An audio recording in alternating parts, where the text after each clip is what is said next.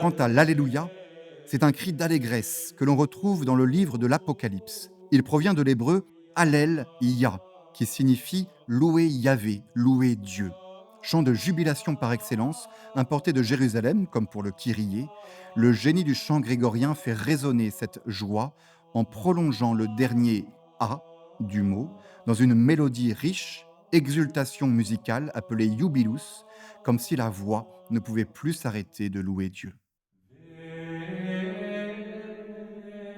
On comprend pourquoi, pendant le temps plus pénitentiel, entre la Septuagésime et Pâques, le temps du Carême, et pour certains autres jours de pénitence, l'Alléluia est omis et remplacé par un trait, composé de plusieurs versets de psaumes. Contrairement au graduel qui, dans les tout premiers temps de l'Église, était chanté en alternance avec la foule qui répondait, le trait était chanté d'une traite par la scola, d'où son nom.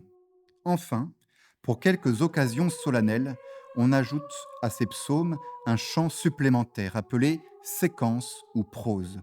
Autrefois très nombreuse, la liturgie romaine en a retenu 5.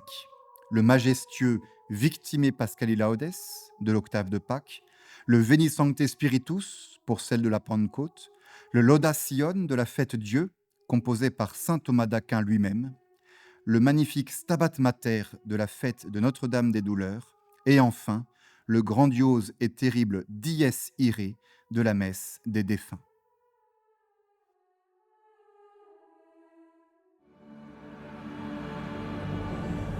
Merci à tous de nous avoir suivis. Dans la prochaine vidéo, nous continuerons le déroulement de la messe avec le commentaire de la procession de l'Évangile. Ceux qui souhaitent approfondir cette vidéo trouveront sur notre site internet claves.org une fiche plus détaillée avec toutes les références. Le lien est en description.